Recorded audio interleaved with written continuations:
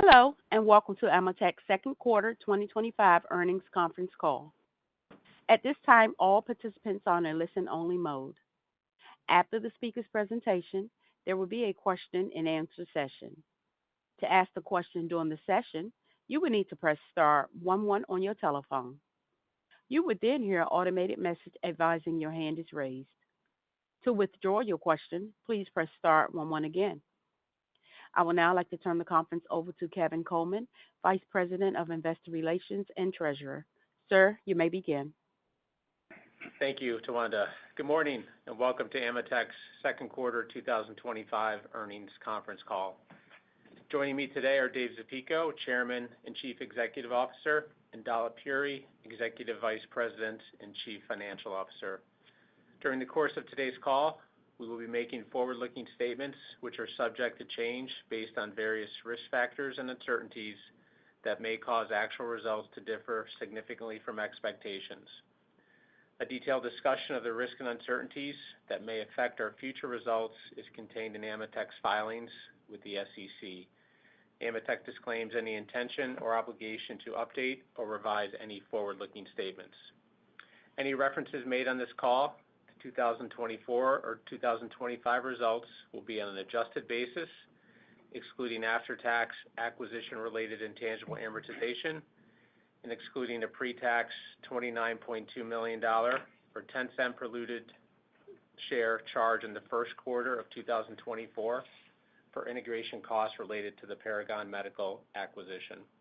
Reconciliations between GAAP and adjusted measures can be found in our press release and on the investor section of our website.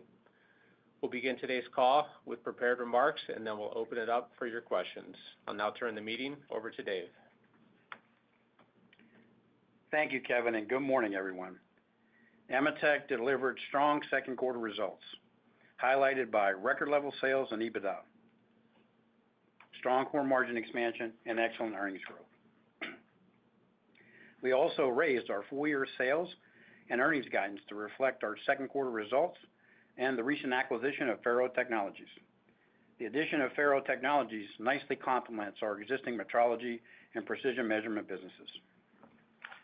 Our ability to deliver strong operating performance is notable given the challenging macro environment and is a testament to the quality of our differentiated businesses, the strength of our operating capabilities, and the contributions from all AMETEK colleagues. Now let me turn to our second quarter financial results.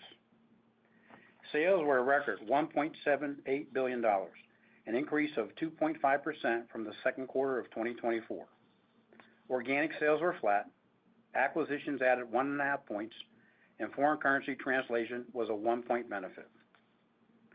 Book-to-bill in the quarter was 1.00, and we ended the second quarter with a backlog of $3.47 billion, near record levels. Our operating performance in the quarter was excellent, leading to strong margin expansion and earnings growth. Operating income in the quarter was $462 million, a 3% increase over the second quarter of 2024. Operating margins were 26% in the quarter, up 20 basis points from the prior year. Core margins, excluding the dilutive impact from acquisitions and the impact of foreign currency, were very strong at 26.7%, up 90 basis points versus the prior year. EBITDA in the quarter was a record $565 million, up 4% versus the prior year, with EBITDA margins an impressive 31.8%. This operating performance led to earnings of $1.78 per diluted share, up 7% versus the second quarter of 2024.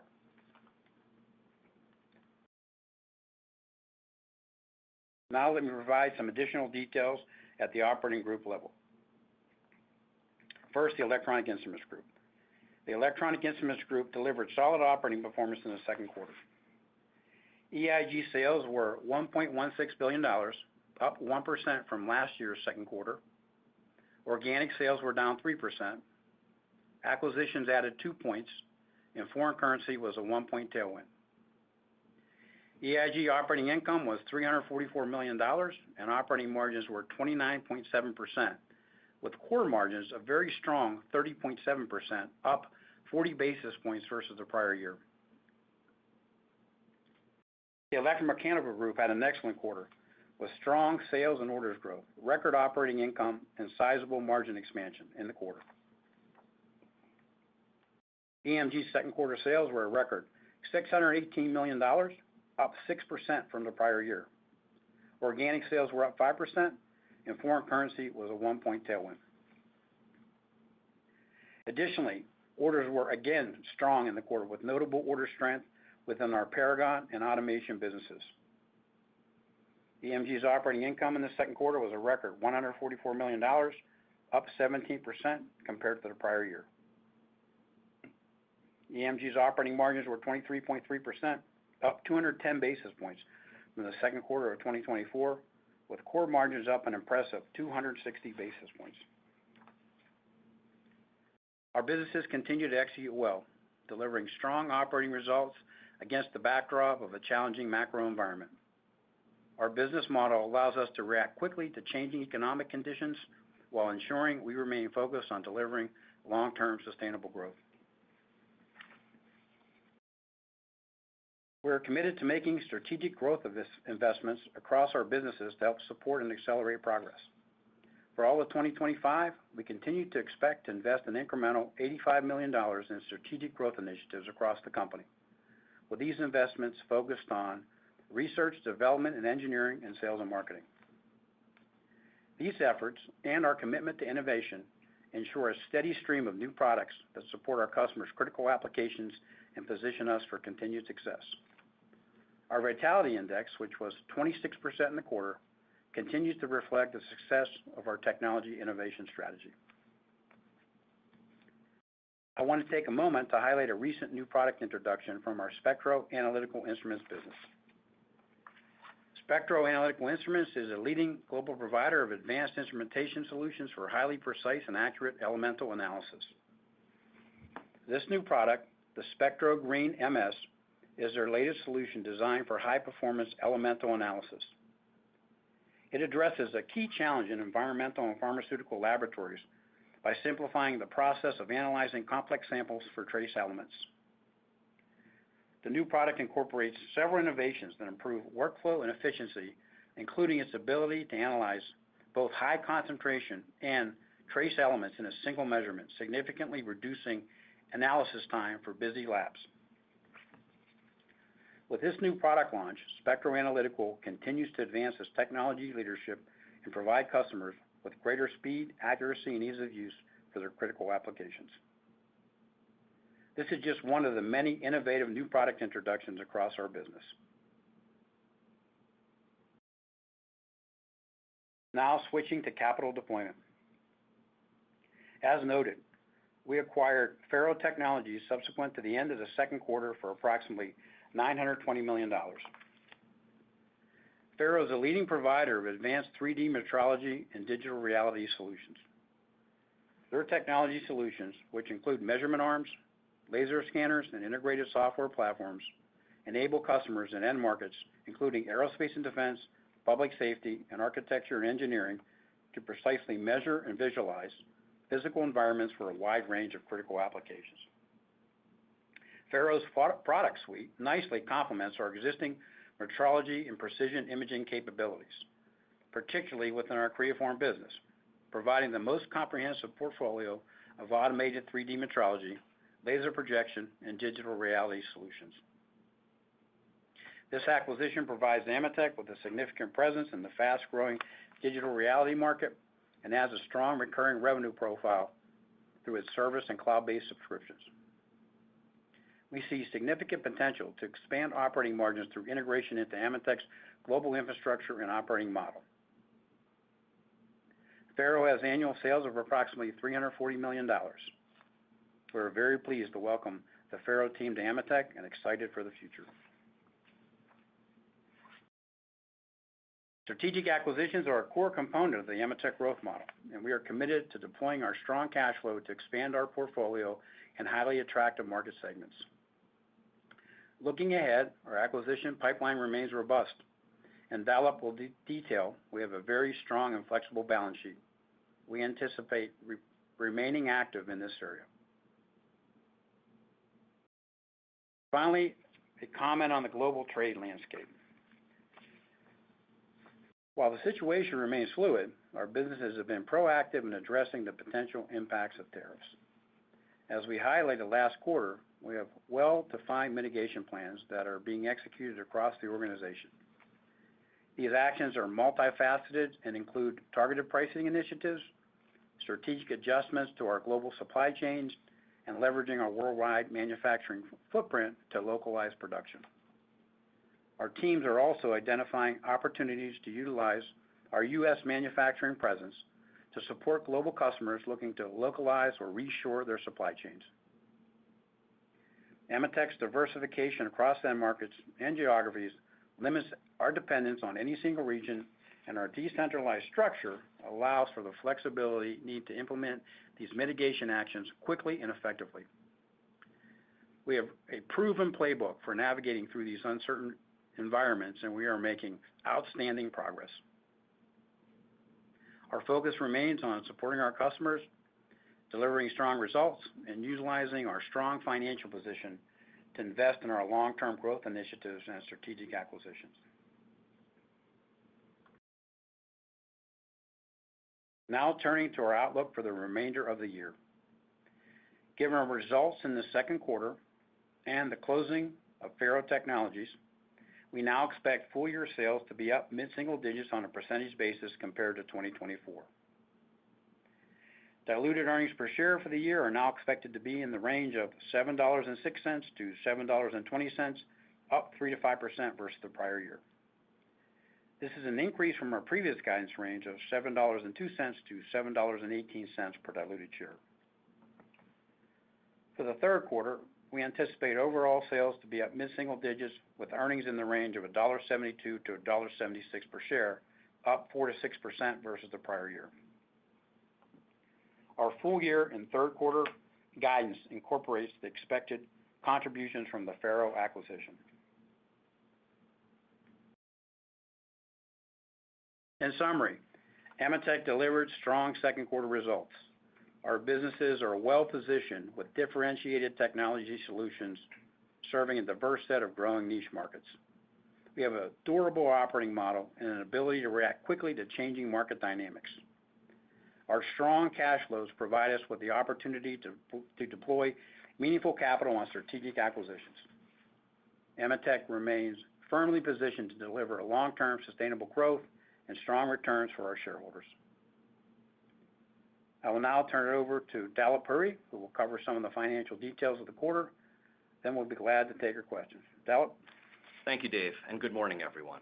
As Dave noted, AMETEK had a solid second quarter, highlighted by excellent operating performance, robust core margin expansion, and strong earnings growth. Now let me provide some additional financial highlights for the second quarter. Second quarter general and administrative expenses were $27 million, or 1.5% of sales, in line with last year's second quarter. Second quarter interest expense was $17 million. Second quarter other expense was higher by approximately $3 million versus the prior period due to lower pension income and foreign exchange movement. The effective tax rate in the quarter was 19%, in line with the second quarter of 2024. For 2025, we now anticipate our effective tax rate to be between 19% and 19.5%. As we have stated in the past, actual quarterly tax rates can differ dramatically, either positively or negatively, from this full-year estimated rate. The recently enacted tax reconciliation bill aligns well with our U.S.-based manufacturing footprint and innovation-led growth model. While we are continuing to assess the full implications, we expect it to favorably impact our cash tax position. Capital expenditures in the second quarter were $29 million, and we now expect capital expenditures to be approximately $160 million for the full year, or about 2% of sales. Depreciation and amortization expense in the quarter was $108 million. For the full year, we expect depreciation and amortization to be approximately $425 million, including after-tax acquisition-related intangible amortization of approximately $210 million, or 91 cents per diluted share. Operating working capital in the second quarter was 18.6% of sales, in line with the second quarter of 2024. Operating cash flow was $359 million in the quarter, and free cash flow was $330 million. Year-to-date free cash flow conversion was 102% of net income. For 2025, we continue to expect strong free cash flow conversion of approximately 115% of net income. Total debt at June 30th was $1.9 billion, down from $2.1 billion at the end of 2024. Offsetting this debt was cash and cash equivalents of $620 million. At the end of the second quarter, our gross debt to EBITDA ratio was 0.85, and our net debt to EBITDA ratio was 0.6. Pro forma for the acquisition of Faro, our gross debt to EBITDA ratio increases modestly from 0.85 to 1.25. With respect to our recent acquisition of Faro, we will be excluding any one-time acquisition-related costs and restructuring charges from adjusted cash EPS starting in the third quarter. This approach will also be consistently applied to all future acquisitions, ensuring comparability and clarity in our non-GAAP financial reporting. We continue to have significant financial capacity and flexibility with over $2 billion of cash and available credit facilities to support our growth initiatives and to further deploy on strategic acquisitions. In summary, AMETEK had a solid second quarter, delivering strong results, including robust margin expansion and earnings growth. Our leading positions across attractive market segments, combined with our strong balance sheet and outstanding global operating capabilities, leave us very well positioned to navigate the current environment and deliver on our growth strategies. Kevin? Thanks, Dalip. Tawanda, could we please open the lines for questions? Thank you. Ladies and gentlemen, as a reminder to ask the question, please press star 11 on your telephone, then wait for your name to be announced. To withdraw your question, please press star 11 again. Please stand by while we compile the Q&A roster. Our first question comes from the line of Deane Dray with RBC. Your line is open. Thank you. Good morning, everyone. Good morning, Deane. Hey, can we start off with the end market and regional tour? And given all of the fluid trading environment, it's really interesting to get your perspective on kind of the puts and takes. And Dave, could you also include the cadence of the months? Because we've heard reports recently where it was choppy month to month, and I know you've got some perspective there. We heard June was down, but then July came back. I don't know if that was a pattern you saw. So, a bit to unpack there. Thank you. Yeah, I'll try to hit all three of those, and I'll start with the tour around the company. Our overall sales for our process businesses were flat year over year, as a contribution from recent acquisitions offset a 4% decline in organic sales. The trade dynamics and back and forth negotiations continued to create uncertainty and hesitation in project spending, but we remain very encouraged by a strong pipeline of underlying project activity across our businesses. And given this, we now expect organic sales for our process businesses to be flat to down low single digits for the full year. Switching to aerospace and defense, our aerospace businesses delivered another very strong quarter, with both overall and organic sales growth increasing high single digits. Growth was broad-based across all subsegments in the quarter. All subsegments, I underline that, with commercial OEM seeing the strongest growth. For the full year 2025, we now expect organic sales for our aerospace and defense businesses to be up high single digits. So we increased that from mid-single digits, feeling really good about that. Our power businesses reported low single-digit increase in both overall and organic sales for the quarter. Given our strong position serving energy, grid modernization, electrification applications, we're well positioned for long-term growth. And for the full year, we now expect organic sales for our power and industrial businesses to be up below single digits compared to the prior year. So we increased that also from flat. So good strength in our A&D business, good strength in our power and industrial businesses. And then finally, our automation and engineered solutions. Return to growth this quarter with both overall and organic sales up below single digits. Once again, we saw strong orders growth across our Paragon business and our automation businesses in the quarter. So excited about that. And we continue to expect mid-single-digit organic growth for the subsegment. So overall, that's a picture around the horn. Your second question was related to the trade environment and what's going on there. Our businesses responded quickly and developed tariff response plans to mitigate the impacts. And as a reminder, we have a comprehensive plan to go after it. We have select pricing increases. We have supply chain adjustments. We have some manufacturing localizations. We have some targeted cost reductions. And we saw direct benefits from these actions in the second quarter, including pricing, supply chain changes, and some of our localization efforts. And we expect to see these benefits throughout the year. And it's a testament to our operating capability. We really are managing through it well. And I think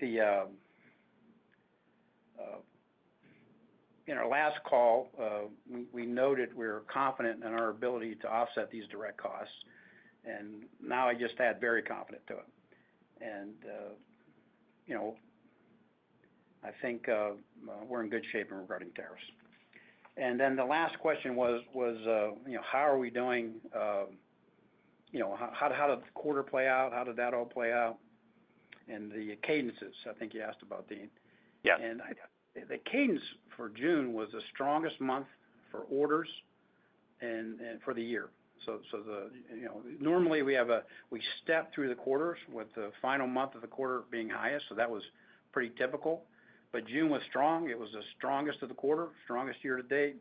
And July it's not finished yet, but month to date is looking very good. So pretty typical quarter with June being the strongest of the quarter, both sales and order, and no slowdown. Great, Dave. That was a comprehensive answer to multi-part questions, so I'll leave it there. Thank you. Thank you, Dean. Please stand by for our next question. Our next question comes from the line of Jeffrey Sprague with Vertical Research. Your line is open. Hey, thanks. Good morning, everyone. Good morning, Jeff. Dave, congrats on getting Good morning. Congrats on getting Faro done. I wonder if we could just talk about that a little bit more in terms of the integration plan. I believe you see a lot more synergies there than the typical AMETEK playbook, given their margins coming in and the fit with Creaform and other things. So maybe you could just elaborate on what you see on synergies, and then really tying it to the 2025 guide. Also, it doesn't look like really you're expecting much of a benefit in 2025. I know you'll be betting it down, but if you're excluding restructuring and everything, I would think maybe we do get some contribution in 25. Yeah, that's a great question, Jeff. I'll start with we think it'll be a couple of penny benefit in 2025. So we have a partial quarter in Q3 and then Q4. So we think we'll pick up a couple pennies there. When you take a step back and look at the acquisition, it's as I mentioned in my prepared remarks, it's an excellent fit with what we do, and we think we can add meaningful value to Faro. They were a public company, so we have the elimination of the public company cost and the integration into AMETEK's global infrastructure. And we have a little higher than typical synergies. We have mid-teens cost synergy. So if you think about the Faro, it's the last couple of quarters, it's been operating at about 15% EBITDA. And we think that'll be a 30% EBITDA in about 3 years. So a significant potential to expand operating margins through integration into the AMETEK infrastructure and operating model. and we're really pleased that we were able to add the highly differentiated adjacent products and technologies to AMETEK's Ultra Precision Technologies division. The products nicely complement ours. We have a leading market share now, number one or number two, in many key verticals: measurement arms, laser scanners, laser trackers. We have now a new presence in the fast-growing digital reality scanning market. We have an emerging SaaS solution enabling the digital reality captures workflow. And they have a good recurring revenue profile for service. About 60% of its hardware, 25% of its service, and 15% of its software. So, and the teams have come in and done a great job. We're working very well together. So we're excited about it. When I look at this business, it reminds me a lot of the Zygo acquisition. Very similar in Zygo and Faro in name, but also it went into our UPT division, the same as Zygo. And if you look at Zygo, it was a smaller public company, and they were always trying to swing for the fences, hit grand slams because they wanted to get noticed, and they took on some things that were outside of their core. And you have a very similar situation with Faro. And if I look at what we did with Zygo, the sales averaged 9% CAGR over the first 10 years. EBITDA grew over 5 times. EBITDA margins increased 2.5 times, and we reduced working capital by 50% over the first 5 years. So I think we have that kind of potential here. There's a lot of talent there. Need to give it some focus. The current management team did a good job. I'll call it cleaning up the business in the last 12 or 18 months, and we're extremely excited at what the future brings. It's a pretty good algorithm if you can pull that off. That's great. I think so. And then maybe, yeah, absolutely. And then on Paragon, Dave, if you could. So it sounds, as you said, orders firming up. Is that translated to the top line at Paragon yet? How do you see Paragon specifically performing here as we work through the back of the year? Yeah, I mean, Paragon had another excellent quarter, Jeff. Orders growth was again robust. Sales were strong, and we continued to drive outstanding margin expansion. The orders were the largest increase in AMETEK by far. We also have a situation where the Paragon EBITDA margins are now in line with AMETEK's. So they're at 30+% EBITDA margins, and we see meaningful margin runway ahead. So outstanding work by the entire Paragon team. The destock is over, and we are very, very excited about what we're seeing. So very pleased with what's going on there. They're in a good position with their customers and consumable surgical instruments and implantable components and attractive market segments. And we're through the destock. We took some time to do some hard work cleaning up the business. It has excellent engineering capability. They have new programs wins, and really, really pleased with where we're at now. Great. Thanks for that color. I'll pass the baton to someone else. Good luck out there. Thank you, Jeff. Please stand by for our next question. Our next question comes from the line of Jamie Cook with Truist. Your line is open. Hi, good morning and nice quarter. Thank you, I guess 2 questions. Yes, thank you. 2 questions. First, Dave, as I look at your guide, I'm just trying to understand the puts and takes and I guess level of conservatism in the guide, because you're saying, Faro adds a couple pennies. It sounds like tariffs should be more of a tailwind. So can you help us understand what you're assuming now relative to the $100 million in tariff costs that you talked about last quarter, and then the $70 million from China? And is there any change, sort of in the core business? I just want to understand the puts and takes of the guide today versus first quarter. And then my second question is, again, impressed with the EMG margins this quarter. Paragon, you're now saying the margins are in line with AMETEK. Just the setup for EMG margins as we exit the year. I would assume that would be one of your highest margin improvement segment. The margins in that segment should improve the most. Just trying to understand if I'm thinking about that correctly. Thank you. Yeah, I'll start with the margins, and I do think you're thinking about it correctly. I mean, there's excellent performance in the quarter, up 210 basis points on a reported basis, 260 on a core margin basis. So EMG really had a good quarter in margins, and in the back half of the year, I think it's going to stay the same way. There's a good margin expansion there.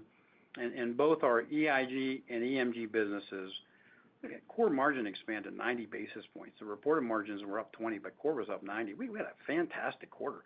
We were excellent at driving the operations of the business. There was excellent productivity.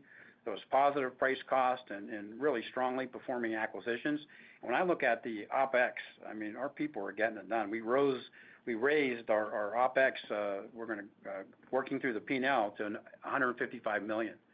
That's about $25 million from where we started the year and up $5 million from last quarter. So the OpEx side of this thing is working extremely well, and we're pleased with that.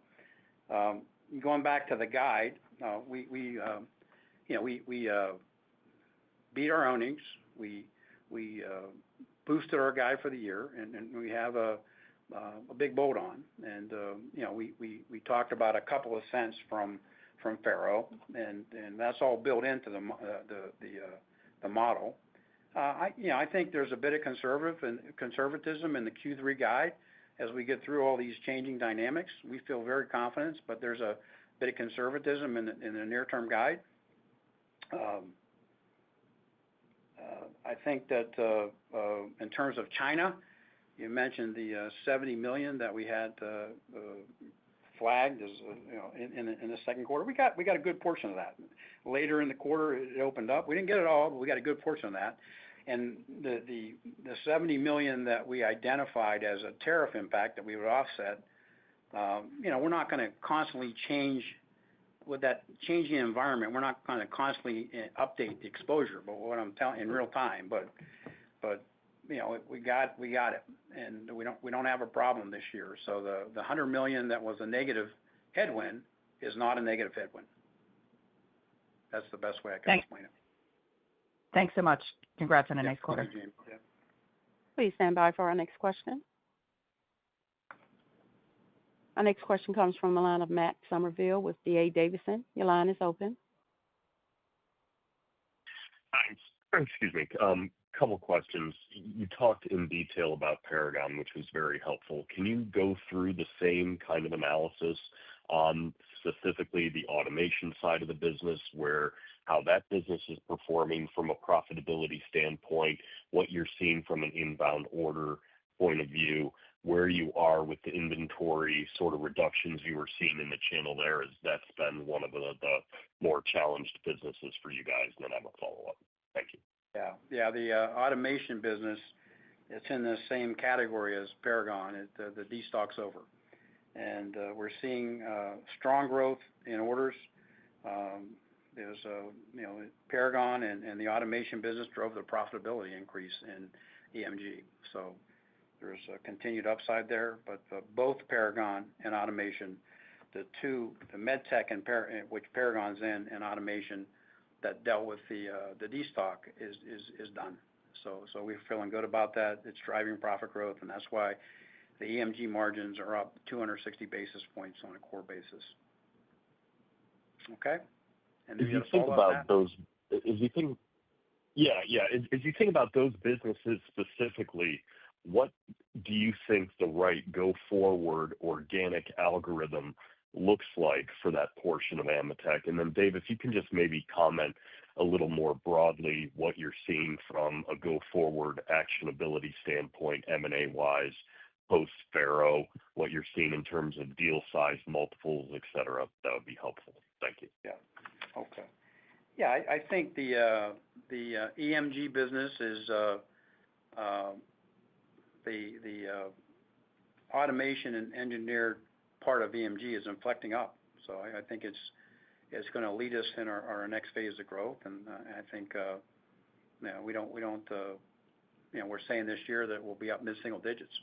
So I think that's positive from last year. And obviously, if the order rates continue, there can be some upside there. In terms of the acquisition pipeline, this year we got two deals done. Deployed $1 billion and acquired $400 $400 million in revenue, and we're excited about these acquisitions. They're high-quality businesses that expand our presence in attractive growth markets. We have a clear path to add value in both the businesses. I talked about the recent acquisition of Faro in detail. And to your question, our pipeline remains strong. We're very actively looking at a number of high-quality deals. As Dalip mentioned, we have $2 billion of existing cash and credit facilities. As always, we're going to remain disciplined, but we did some analysis, and if we lever it up to 2.5 times, we got about $4.5 to $5 billion to spend. And I think that we have the opportunity to differentiate our performance with the M&A element of our growth strategy, combined with our balance sheet and combined with our strong cash flow. So, we excel at this, and especially when markets are choppy, and the combination of our operational excellence and M&A, I think we're really focused on the pipeline, and the pipeline is strong. Great. Thanks, David. Yep. Thank you, Matt. Please stand by for our next question. Our next question comes from the line of Chris Snyder with Morgan Stanley. Your line is open. Thank you. I wanted to just kind of follow up on some of the commentary on back half growth. It seems like with Faro and some of the prior M&A done, that M&A could be about almost a mid-single-digit tailwind, and I would imagine there's some FX tailwinds on top of that, kind of pushing collectively maybe into that mid to high single-digit range in the back half. So I guess, is that right? And then what do you guys assume for organic growth into the back half of the year? Thank you. Yeah. The one thing, Chris, I talk about FX a little bit, and we're going to see for the year a top line FX tailwind of about 1 percentage point, and we saw that same 1 percentage point in Q2. So on the top line, there's a little bit of a tailwind, but on the bottom line, we're largely naturally hedged. I mean, when the currencies go either way, you never hear us talking about it, and you never hear us as a positive from it, or you never hear a negative from it. And we've run our businesses differently than most, and we have a natural hedge at the bottom line, given the general balance of revenues and costs across key currencies. So generally, we don't see meaningful impact to our profit results from FX movements. Now, the FX is a dollar has weakened, and we do export quite a bit of high technology products from the U.S. So I think the lower dollar, because we build our higher technology products, many of them in the U.S., is going to make us more competitive. So we understand our competitive positions. We're very well positioned to deal with currency fluctuations, and it's a positive situation. I think organic growth for the year is still plus LSD, so we're assuming positive LSD. We're assuming both groups are positive, and then we got the acquisitions that get us to MSD for the year. So that's where we are versus our prior guide, and we think that it's reflective of the situation that we're operating in. Thank you. I appreciate that. And then maybe just following up on Faro, I think the margin opportunity is pretty clear when we see the gross margin that they were running at. But I think if we look at the business, there really hasn't been much, if any, growth over the medium to long term. Could you just maybe talk about how Creaform has grown, just to provide some color on the industry growth there? Thank you. Yeah, Creaform has grown like a weed. We acquired it, it was about a $40 million business, and it's grown at double digits since then. And the team has done an excellent job. So it's a much, much bigger business than when we acquired it. I made the analogy to our Zygo acquisition, because I think it's really key. There's a lot of capability at Faro and a lot of talent, and they were just unfocused. They went down a path and spent a lot of money and didn't get a return for it. And we're going to do the same thing we did with Zygo. We get the team together. We're going to focus on their core advantages. We're not going to swing for the fences. We're going to look for incremental wins, and that business is going to grow nicely for us. So we have a bottom line chance to double the EBITDA margins in 3 years. And at the same time, with the technology and capability in that business, we're going to grow the top line too. And we have a good analogy with the Zygo acquisition. Thank you, Dave. Appreciate that. Please stand by for our next question. Our next question comes from the line of Andrew Obin with Bank of America. Your line is open. Hi, yes, good morning. Good morning, Andrew. Just 2 questions for me, and I'll stick them into one. In terms of China, was there any pull forward of demand on metrology equipment, given that there is still some uncertainty about punitive tariffs in the second half? And just overall on your organic growth, and I apologize, I might have missed some stuff, but as you went through the segments and where you were and where you're going, is it fair to say that, generally you think short cycle industrial has bottomed and you've raised your organic growth expectations on the margins going forward? Just want to button up those 2 issues. Thank you. Yeah, in terms of China, the country was down low single digits for us for the quarter, so it was down a bit. I don't think there's really a pull ahead there. It's a situation where we're doing some projects, and the projects require funding, and the tariffs have just caused a lot of delays in getting the proper funding. So there's still strong demand for our projects, and we got a good portion of the stuff out in the second quarter that we flagged last time, so that was a positive. And there's still there's still a bit of uncertainty in the market, but we're well positioned, and our customers are working with us. But I wouldn't characterize it as a pull ahead in metrology. No, I don't think we saw that. Your other question was related to.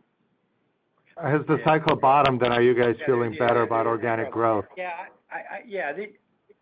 I think, I don't characterize the med tech market and the automation market as short cycle. They're more mid cycle, but we are seeing a specific destock end, and we're feeling really good about the orders there. So that's true. So yes, I mean I think that where we're at is our strength in our A&D business, broad based, improved outlook. Our power business is starting to accelerate with grid spending, improved outlook. I think we talked about the automation and engineering solutions, Paragon, strong growth, highest in the company. Also, our automation business now inflecting upward. And our process business, process and analytical, it's definitely not incrementally weakening, but the markets are still sluggish. And we have a pipeline of potential orders is solid.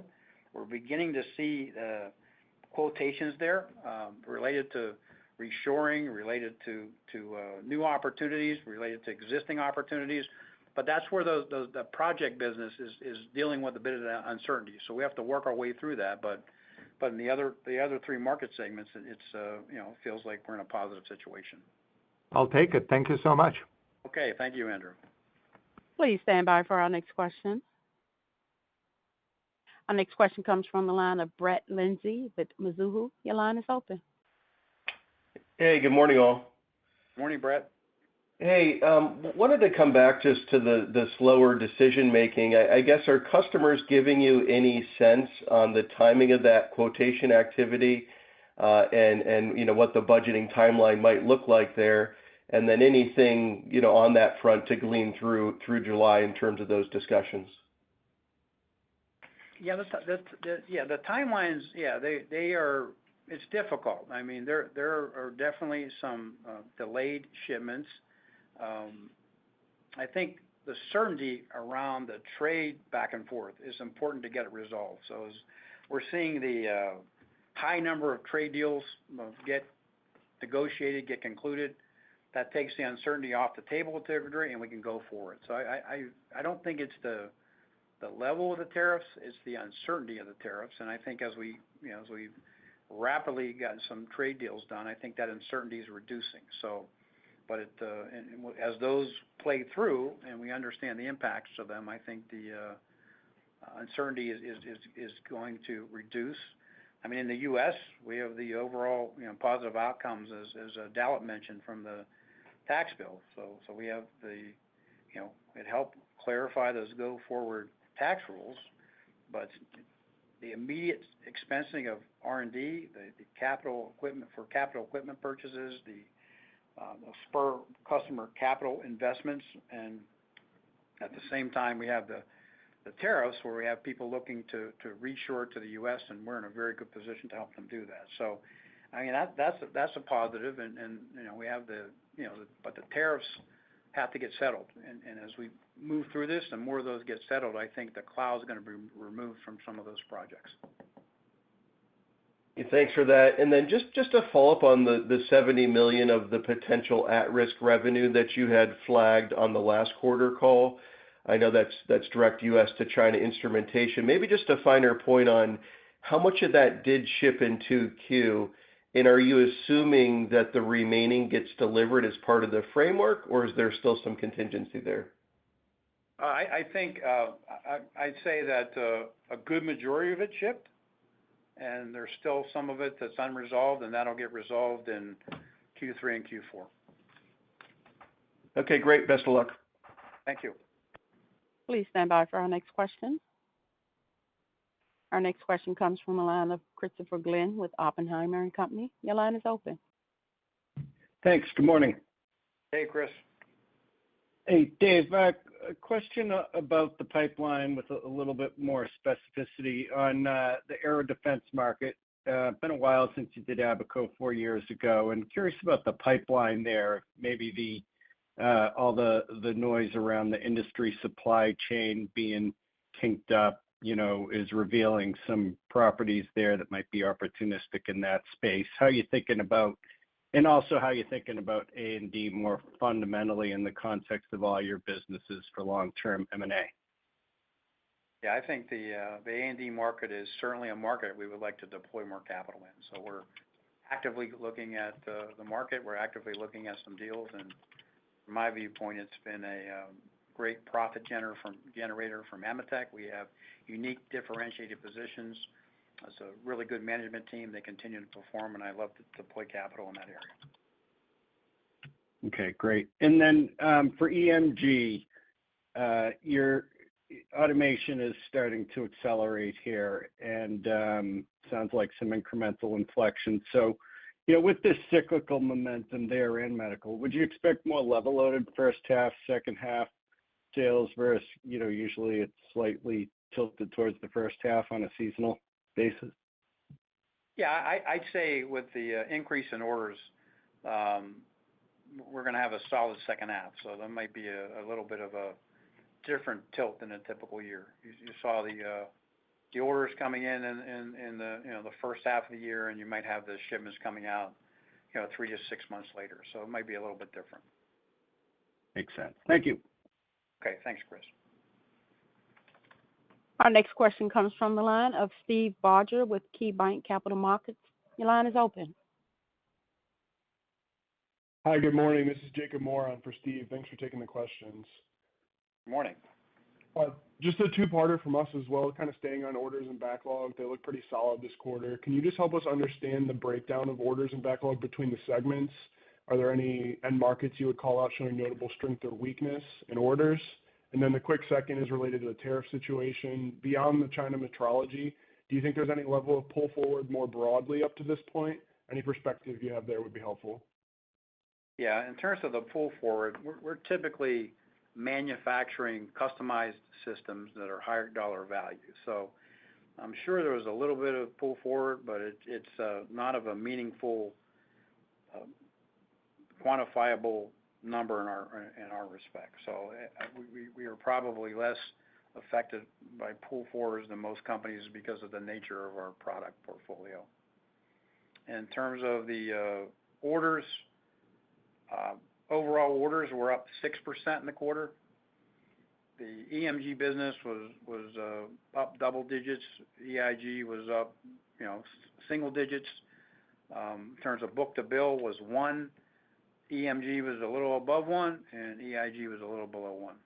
So it's And as I mentioned, the cadence of the orders, June was the strongest quarter of the strongest month of the quarter and also the strongest month of the year. Got it. Thank you very much. Oh, thank you. Our next question comes from the line of Nigel Coe with Wolfe Research. Your line is open. Thanks. Good morning, everyone. Nigel. A lot of details already. Dave, thanks for the details by segment. So the EIG book-to-bill, I'm just curious, the aerospace and defense businesses within EIG, would they be still above one within that overall? Yeah, they'd be above one, but that's a backlog business, okay?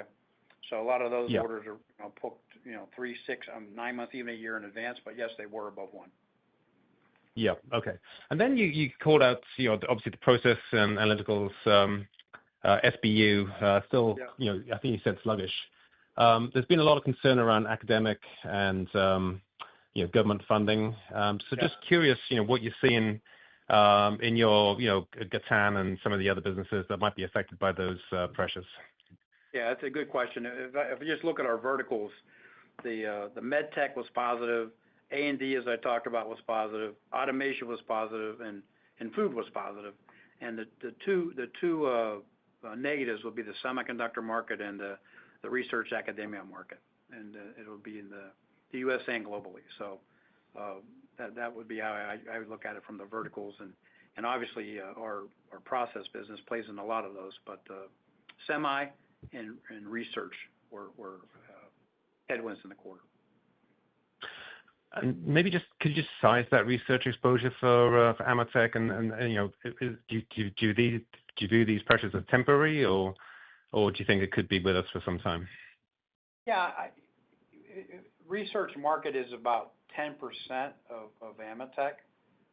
That's a good estimate for size.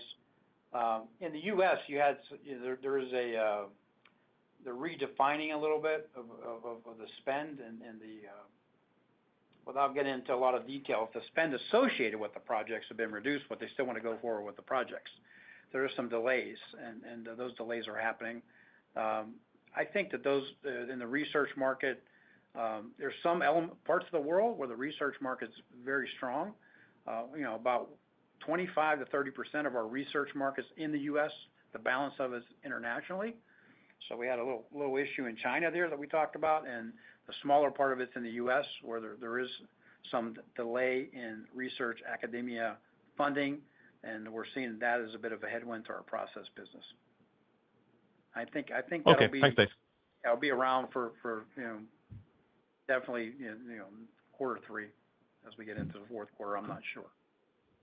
Makes sense. Thanks, Dave. Yeah. Our next question comes from the line of Scott Graham with Seaport Research Partners. Your line is open. Hey, good morning. I'm sorry I joined the call late. Dave, did you provide what the pricing was in the quarter? And then I'll ask maybe what you're thinking is, for the second half.